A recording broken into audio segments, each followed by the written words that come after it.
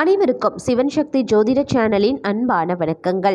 பிரபல ஜோதிடர் ஜோதி பட்டாச்சாரியார் அவர்களின் கணிப்பின்படி 2024 தமிழ் புத்தாண்டுல கிரகங்களின் மாறும் நிலைகள் பல ராசிக்காரர்களுக்கு வாழ்க்கையை பாதிக்கும், சில ராசிக்காரர்களுக்கு அதிர்ஷ்டத்தை ஏற்படுத்தும். அந்த வகையில் புத்தாண்டுல புதன், சுக்கிரன் மற்றும் கேது பார்த்தீங்கன்னா பல ராசிகளில் சஞ்சரிக்கிறாங்க. தமிழ் வருடங்கள் 60ல் 38வது வருடம் தாங்க குரோதி வருடம் இந்த ஆண்டு பிறக்கிறது. அதாவது ஏப்ரல் 14ஆம் தேதி இந்த குரோதி வருடமான தமிழ் புத்தாண்டு வருடம் பிறக்கிறது. இந்த தமிழ் புத்தாண்டானது பிறக்கக்கூடிய நேரத்தில் இருக்கக்கூடிய கிரக நிலை அமைப்பை பார்த்தீங்கன்னா மேஷத்தில் சூரியன், குரு, கன்னியில் கேது, கும்பத்தில் செவ்வாய், சனி, மீனத்தில் புதன், சுக்கிரன், ராகு அப்படின்னு காணப்படுது. இந்த கிரக அமைப்புகளை பொறுத்த வரைக்கும் இந்த குரோதி வருட தமிழ் புத்தாண்டானது ரிஷப ராசிகளை பிறந்தவங்களுக்கு எப்படிப்பட்ட பலன்களை கொடுக்க போகிறது? அவர்களுக்கு சாதகமான நிலையை உருவாக்குமா அல்லது பாதகமான நிலைகளை உருவாக்க போகிறதா? இந்த காலத்தில் வரக்கூடிய பிரச்சனைகளை தவிர்க்க அவர்கள் செய்ய வேண்டிய பரிகாரம் என்ன? மொத்தத்தில் குரோதி வருடம் தமிழ் புத்தாண்டானது ரிஷப ராசியினருக்கு எப்படிப்பட்ட பலன்களை தரப்போகிறது அப்படிங்கிறத நீங்கள் தெரிஞ்சுக்கணுமா? வீடியோவை ஸ்கிப் பண்ணாமல் கடைசி வரைக்கும் பாருங்க. இந்த பதிவு ரிஷப ராசியில் பிறந்த அனைத்து நட்சத்திர அன்பர்களுக்கும் பொருந்தும். வீடியோக்குள்ளே போகிறதுக்கு முன்னாடி இதுவரைக்கும் நீங்கள் நம்ம சிவன் சக்தி ஜோதிட சேனலை சப்ஸ்கிரைப் பண்ணலன்னா உடனே சப்ஸ்கிரைப் பண்ணிக்கோங்க. அப்படியே பக்கத்தில் இருக்கக்கூடிய நோட்டிஃபிகேஷனுக்கான பெல் பட்டனையும் ப்ரெஸ் பண்ணிக்கோங்க. நான் தேவி திரௌபதி பேசுகிறேன். வாங்க வீடியோக்குள்ளே போகலாம். ரிஷபராசிக்காரர்களை பொறுத்த வரைக்கும் பிறக்கின்ற இந்த தமிழ் புத்தாண்டு அதாவது குரோதி வருடமானது ஏப்ரல் 14ஆம் தேதி பிறக்க போகிறது. இந்த புத்தாண்டில் சுக்கிரன் ஆளக்கூடிய ரிஷபராசிக்கு இந்த வருடமானது எப்படிப்பட்ட பலன்கள் கிடைக்க வாய்ப்பு இருக்குது அப்படின்னு பார்த்தீங்கன்னா, குருவினுடைய பயிற்சி ராசியில் வரும்போது எப்போது உங்களுடைய வாய்ப்புகள் அதிகரிக்கும் அப்படின்னு தெரிஞ்சுக்கலாம். அதாவது ரிஷபராசியை பொறுத்த வரைக்கும் இந்த குரோதி தமிழ் புத்தாண்டானது பல்வேறு வகைகளில் பார்த்தீங்க அப்படின்னா உங்களுக்கு சிரமங்கள், சோதனைகள், கஷ்டங்கள் தரக்கூடியதாக அமையப்படுகிறது. ஏன் அப்படின்னு பார்த்தீங்கன்னா, இந்த புத்தாண்டு தொடங்கியதுமே ஜென்ம ராசிக்கு குரு மாறுகிறாரு. பல விஷயங்களில் போராட்டம், பிரச்சனைகள், சங்கடங்களை நீங்கள் சந்திக்க வேண்டிய காலமாக இந்த புத்தாண்டு அமைய வாய்ப்பு இருக்கு. அது மட்டும் இல்லாமல் இந்த காலகட்டத்தை பொறுத்த வரைக்கும் பார்க்கும் பொழுது வெகு நாட்களாக திருமண தடையை எதிர்கொண்ட நபர்களுக்கு திருமணம் நடப்பதற்கான வருடமாகவும் அமைய பெறலாம். அதே போல குழந்தைகளுக்கு திருமணம் செய்து வைக்கக்கூடிய யோகத்தை பெற்றிருப்பீங்க. தந்தை வழியில் உங்களுக்கு பூர்வீக சொத்துக்கள் கிடைக்க வாய்ப்பு இருக்கு. தங்களுடைய படிப்பில் மிகவும் கவனம் செலுத்தி படிக்க வேண்டிய காலமாக மாணவர்களுக்கு இந்த குரோதி வருடம் அமையப்பெறுகிறது. அதே மாதிரி முன்னாடி இருந்ததை விட தற்போது பார்த்தீங்கன்னா நீங்கள் ரொம்ப கூடுதல் கவனமோ அதிக நேரமோ படிப்பில் செலவிட வேண்டியதாக இருக்குங்க. அதே மாதிரி தொழில் வியாபாரத்தை பொறுத்த வரைக்கும் தொழில் செய்கிறவங்க, வியாபாரம் செய்கிறவங்க அப்படின்ற பட்சத்தில் தொழிலில் பார்த்தீங்கன்னா பல்வேறு விதமான சங்கடங்கள், தடைகள் வர வாய்ப்பு இருக்குது. தொழில் போட்டியும் எதிர்பார்த்த வகையில் லாபம் கிடைக்காமலும் போக வாய்ப்பு இருக்கிறதுனால கொஞ்சம் கவனமாக இருக்க பாருங்க. பதவி உயர்வு எதிர்பார்க்கக்கூடிய உத்தியோகஸ்தர்களுக்கு பதவி உயர்வு கிடைக்கிறதுலையும் தாமதங்கள் ஏற்படதா செய்யும். மேலும் பணியிடத்தில் சக ஊழியர்களுடன் மனக்கசப்பு, விரோதம், சண்டை, சச்சரவு ஏற்படலாம். அப்படிங்கிறதுனால கவனமாக செயல்பட பாருங்க. அது மட்டும் இல்லாமல் வேலையை பொறுத்த வரைக்கும் பணிச்சுமை சற்று அதிகரித்து காணப்படும். நீண்ட நேரம் உழைத்தாலும் எதிர்பார்த்த கூடுதல் வருமானம் கிடைக்காமலும் போகலாம். கலைத்துறையை சார்ந்தவர்களுக்கு 25% ஓரளவு நல்ல பலன்கள் கிடைக்க வாய்ப்பிருக்கு. இருப்பினும் அதற்காக நீங்கள் அதிகபட்ச உழைப்பு, முயற்சியை போடுவது ரொம்ப அவசியம். அரசியலில் இருப்பவர்களுக்கு சோதனையான காலமாக இருக்க போகிறது. குறிப்பாக உங்களுடைய பேச்சில் கூடுதல் கவனம் தேவைங்க. ஏன் அப்படின்னா உங்களுடைய வார்த்தைகள் உங்களுக்கு மாலை மரியாதையை பெற்றுத்தரலாம். அப்படி இல்லைன்னா விமர்சனங்கள், அவமானங்களை கூட பெற்றுத்தர வாய்ப்பு இருக்கு. அப்படிங்கிறதுனால அரசியலில் இருக்கிறவங்க பேச்சு, செயலில் பல முறை யோசித்து செய்யுங்க, பல முறை யோசித்து பேச ஆரம்பிங்க. அதே மாதிரி பெண்களை பொறுத்த வரைக்கும் இந்த தமிழ் புத்தாண்டானது அதாவது குரோதி வருடமானது சுமாரான ஆண்டாக அமையும். அப்படிங்கிறதுனால நீங்கள் கொஞ்சம் கவனமாக இருங்க. அதே மாதிரி புதிய நகைகள் வாங்குவதை இந்த காலகட்டத்தில் தவிர்ப்பதும், யாருக்குமே கடன் கொடுக்கிறதையும் தவிர்ப்பதும் ரொம்ப நல்லது. அதே போல் கடன் வாங்குறதையும் தவிர்த்து கொள்வது அவசியமாகிறது. நம்மிடம் இருக்கக்கூடிய செல்வத்தை வைத்து குடும்பத்தை நடத்தினா பெரும்பாலான பிரச்சனைகள் பெண்களுக்கு உருவாகாது. அதே சமயம் ஆரோக்கியத்தை பொறுத்த வரைக்கும் குறிப்பாக உடல் நலத்தில் அக்கறை செலுத்த பாருங்க.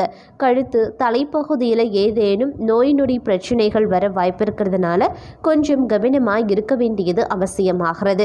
மேலும் வார்த்தைகளில் அதிக கவனத்தை செலுத்த வேண்டிய வருடமாக இந்த தமிழ் புத்தாண்டான குரோதி வருடம் அமையப்பெறுகிறது. நிதானமாக செயல்படுவதோடு கோபத்தை கட்டுப்படுத்த வேண்டியது முக்கியமான ஒன்று. சண்டை போடுகிற குணத்தை அறவே நிறுத்திக் கொள்ளுங்க. அனைத்து விஷயத்திலையுமே நிதானத்தை கடைபிடிங்க. அதே போல் இந்த வருடமானது ஒரு நல்ல காலமாக அமையணும் அப்படின்னா நீங்கள் பல விஷயங்களை பார்த்தீங்கன்னா அனுசரித்து செல்ல வேண்டிய சூழ்நிலைகள் உருவாகலாம். அதே போல் கொஞ்சம் பண வரவுகள் கிடைக்கக்கூடிய வாய்ப்புகளும் சிலருக்கு இருக்குது. எதிர்பார்த்த இடத்துல இருந்து வெகு விரைவில் உதவிகள் கிடைக்க சாதகமான காலமாகவும் ஒரு சிலருக்கு அமைய பெறலாம். இருப்பினும் அனைத்து விஷயத்திலையுமே சற்று பொறுமை காப்பது ரொம்ப ரொம்ப நல்லது. எந்த ஒரு விஷயத்திலையுமே நீங்கள் அவசரப்படவே கூடாது. புதிதாக எந்த ஒரு முயற்சியையும் இந்த காலகட்டத்தில் எடுக்க வேண்டாம். புதிய தொழில் வியாபாரம் தொடங்குறது போன்ற விஷயங்களை அறவே தவிர்த்து கொள்ளுங்க. குடும்ப உறுப்பினர்களின் அறிவுரையை ஏற்று பின்பற்றுவது ரொம்ப ரொம்ப நல்லது. அவர்களின் சொல்லுக்கு முக்கியத்துவம் கொடுத்து செயல்பட பாருங்க. எதையுமே எடுத்தோம் கவிழ்த்தோம் அப்படின்னு செயல்பட வேண்டாம். பொறுமை அப்படிங்கிறது ரொம்ப ரொம்ப முக்கியமான ஒன்று அப்படின்னு தாங்க சொல்லணும். அதே சமயம் இந்த காலகட்டம் அப்படின்னு வரும் பொழுது ரிஷபராசி அன்பர்களுக்கு எந்த ஒரு விஷயத்துலையுமே பார்த்தீங்க அப்படின்னா அதிக நாட்டம் உங்களுக்கு இருக்காது. எவருக்குமே நீங்கள் இந்த காலகட்டத்தில் அடிபணியவே மாட்டீங்க. சில இடங்களில் நீங்கள் வெட்டு கொடுத்து செல்ல வேண்டியும் வரலாம். குடும்பத்தில் குழந்தைகளினுடைய எதிர்காலம் பற்றிய சிந்தனை அதிகம் காணப்படும். சுய தொழில் செய்கிறவங்க பணி நிமித்தமாக அடிக்கடி அலைச்சலை சந்திக்கவும் நேரிடலாம்.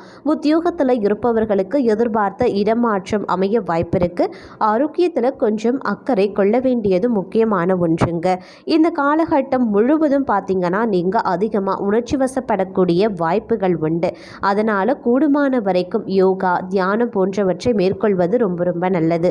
குடும்பத்தில் உறவுகளுக்குள்ளே இருக்கக்கூடிய மனக்கசப்புகள் பார்த்தீங்கன்னா மேலும் வலுப்பெறும். அப்படிங்கிறதுனால உறவுகள் மத்தியில் நீங்கள் ரொம்ப ரொம்ப அனுசரணையுடன் நடந்து கொள்ளுங்க. கோபத்தை வெளிக்காட்டினீங்க அப்படின்னா ஏற்கனவே இருக்கக்கூடிய பிரச்சனை பூதாகரமாக வெளிப்படும். அதனால் தேவையில்லாத பிரிவினை குடும்பத்துக்குள்ள உருவாகும். அதனால் முடிஞ்ச வரைக்கும் நிதான போக்கை கடைபிடிக்க வேண்டியது அவசியமான ஒன்று அப்படின்னு தாங்க சொல்லணும். அதே மாதிரி உத்தியோகத்தில் இருப்பவர்களுக்கு நவீன உபகரணங்களால் செலவுகள் அதிகரிக்கும். இந்த காலகட்டத்தை பொறுத்த வரைக்கும் உங்களுடைய ஆரோக்கியத்தில் கூடுதல் கவனமுடன் இருப்பது நல்லது. வருகின்ற பிரச்சனைகளை உடனுக்குடன் சரி செய்யுங்க. காலதாமதப்படுத்தாதீங்க. குடும்பத்தில் ஆன்மீக நாட்டம் அதிகரித்து காணப்படும். சுய தொழிலில் இருக்கிறவங்க உங்களுடைய முயற்சிகளுக்குரிய பலன்கள் கிடைக்காமலும் போராடலாம். எதிலையுமே அவசரமாக நிதானத்தை கடைபிடிங்க. அவசரப்படாத எல்லா விஷயத்திலையுமே அவசரப்படவே கூடாது. நிதானத்தை கடைபிடித்து ஒவ்வொரு விஷயத்தையும் நீங்கள் செயல்படக்கூடிய பட்சத்தில் ஓரளவிற்கு நற்பலன்கள் கிடைக்க வாய்ப்பிருக்கு. வெற்றி அடையவும் வாய்ப்பிருக்கு. எந்த விஷயத்துலலாம் நீங்கள் அவசரப்படுறீங்களோ எந்த மாதிரி விஷயத்துலலாம் நீங்கள் அலட்சியமாக இருக்கிறீங்களோ அதிலெல்லாம் பார்த்தீங்கன்னா உங்களுக்கு பிரச்சனை உருவாகலாம். அதனால் நிதானமும் பொறுமை ரொம்ப ரொம்ப முக்கியம் ரிஷபராசி அன்பர்களுக்கு அப்படின்னு நான் சொல்லணும். அதே மாதிரி உத்தியோகத்தில் இருப்பவர்களுக்கு புதுப்பிக்கும் விஷயங்களில் வீண் விரயங்கள் வரலாம். பொருளாதார நிலை அப்படிங்கிறது சீராக இருக்கும். பொருளாதாரத்தை பொறுத்த வரைக்கும் உங்களுக்கு பணவரவு அதிகமாகவும் இருக்காது குறைவாகவும் இருக்காது. தேவைக்கு ஏற்ப இருக்கும். சில நேரத்தில் பார்த்தீங்க அப்படின்னா அதிக அளவில் பணம் வந்தாலும் கூட அதற்கேற்ற செலவினங்களும் பார்த்தீங்கன்னா கூடவே இருக்கும் அப்படின்னு கூட சொல்லலாம். அதே சமயம் உங்களை பொறுத்த வரைக்கும் பார்த்தீங்க அப்படின்னா சில விஷயங்கள் அனாவசியமான வாக்குவாதங்களை உருவாக்கும். அதாவது கணவன் மனைவி உறவுக்குள்ளே பார்த்தீங்கன்னா என்றோ நடந்த ஒரு விஷயத்தால் வாக்குவாதங்கள் நடைபெற்று தேவையில்லாத பிரிவினைகள் உண்டாகலாம். அதனால் கொஞ்சம் கவனமாக இருக்க பாருங்க. சுய தொழிலில் இருக்கிறவங்க வியாபாரம் செய்கிறவங்க தொழில் நடத்துகிறவங்க அதாவது கட்டுமான தொழில் இப்படி எந்த தொழிலாக இருந்தாலும் வியாபாரமாக இருந்தாலும் அதில் இருக்கிறவங்களுக்கு பணிச்சுமை கூடும். இதனால் பார்த்தீங்கன்னா உடல் அசதியும் ஆரோக்கிய பாதிப்புகளும் ஏற்படுவதற்கு வாய்ப்பு இருக்குது. உத்தியோகத்தில் இருப்பவர்களுக்கு ஊதிய உயர்வு தொடர்பான விஷயங்களில் சாதக பலன்கள் கிடைப்பது அப்படிங்கிறது கொஞ்சம் சிரமமான விஷயம் அப்படின்னு நான் சொல்லணும். அதே போல் இந்த காலகட்டம் முழுவதும் நீங்கள் குடும்பத்தின் மீது அதிக அக்கறை செலுத்த முயற்சி பண்ணுங்க. எதிர்பாராத பண வரவிற்கு வாய்ப்பு இருந்தாலும் கூடவே செலவினங்களும் அதிகரித்து காணப்படும். அப்படிங்கிறதுனால செலவுகளை கட்டுக்குள்ள கொண்டு வர வேண்டியதும் பட்ஜெட் போட்டு செலவுகளை மேற்கொள்ள வேண்டியதும் முக்கியமான ஒன்று அப்படின்னு நான் சொல்லணும். பூர்வீக சொத்து பிரச்சனைகள் வருவதற்கு வாய்ப்பு இருக்கு. அதனால கொஞ்சம் கவனமாக செயல்பட பாருங்க. எதிர்பாராத சில விஷயங்களில் திடீர் வருமானம் வருவதற்கு வாய்ப்பு இருக்கு. உத்தியோகத்தில் இருக்கிறவங்க வரவை காட்டிலும் செலவு கூடும். அப்படிங்கிறதுனால சிக்கனத்தை கடைபிடிப்பது உத்தமம் அப்படின்னு நான் சொல்லணும். அதே மாதிரி ஆரோக்கியத்திலையும் அக்கறை கொள்வது அவசியமாகிறது. உங்களுடைய வேலையில் நீங்கள் ரொம்ப கண்ணும் கருத்துமாக ஈடுபடக்கூடிய அமைப்பாக அமைஞ்சிருக்கு. புத்துணர்ச்சியுடன் புது பொலிவுடன் புதுமைகளை படைக்க ஆயுத்தமாக இருப்பீங்க. கணவன் மனைவிக்குள்ள வரக்கூடிய சிறு சிறு சண்டை சச்சரவுகள் அவ்வப்போது தோன்றி மறையலாம். குழந்தைகளுக்கு நல்ல விஷயங்களை கற்றுக் கொடுக்க வேண்டியது அவசியமாகிறது. அதே மாதிரி குழந்தைகளுடைய ஆரோக்கியத்திலையும் நீங்கள் கொஞ்சம் கவனம் செலுத்த வேண்டியதும் முக்கியமான ஒன்று அப்படின்னு நான் சொல்லணும். குடும்ப உறவுகளுக்குள்ளே இருந்து வந்த சங்கடமான சூழல் பார்த்தீங்கன்னா படிப்படியாக மாற ஆரம்பிக்கலாம். பிள்ளைகளால் சில பிரச்சனைகள் வரலாம். அப்படிங்கிறதுனால கொஞ்சம் கவனமாக இருக்க பாருங்க. அதே மாதிரி தொழில் சம்பந்தமாகவோ அல்லது வியாபாரம் சம்பந்தமாகவோ நீங்கள் ஒரு முடிவு எடுக்கிறீங்க அப்படின்னா குழப்பங்கள் அதில் நீடித்த வண்ணமே இருக்கும். என்ன மாதிரியான விஷயங்களாக இருந்தாலும் நீங்கள் ஒரு முடிவு எடுக்கும்போது அதில் குழப்பங்கள் கண்டிப்பாக இருக்கும். குழப்பமான மனநிலையில் எந்த ஒரு முடிவையும் எடுக்க வேண்டாம். அதிலும் முக்கியமான முடிவுகளை எடுக்கிறத முற்றிலுமாக தவிர்த்து கொள்ளுங்க. அதுதான் உங்களுக்கு நல்லது. முக்கியமான விஷயங்களில் கவனமாக இருக்க வேண்டியதும் அவசியமாகிறது. சொத்து பிரச்சனைகள் சற்று மேலோங்கி காணப்படும். அப்படிங்கிறதுனால கொஞ்சம் கவனமாக இருங்க. உத்தியோகத்தில் உள்ளவர்களுக்கு மந்தமான சூழ்நிலை உருவாக வாய்ப்பு இருக்கிறதுனால அதீத கவனத்துடன் இருக்க வேண்டியது அவசியமாகிறது. இந்த காலத்தில் வரக்கூடிய பிரச்சனையை தவிர்க்க நீங்கள் செய்ய வேண்டிய பரிகாரம் அவரவர் குலதெய்வத்தை வழிபாடு செய்ய வேண்டும். உங்களின் ஜென்ம நட்சத்திர தினங்கள் நீங்கள் பிறந்த தினங்களில் குலதெய்வ வழிபாடு செய்து வருவது நன்மையை தரும். திருச்செந்தூர் செந்தில் ஆண்டவரை உங்களின் ஜென்ம நட்சத்திர நாளில் சென்று வழிபாடு செய்து வாங்க.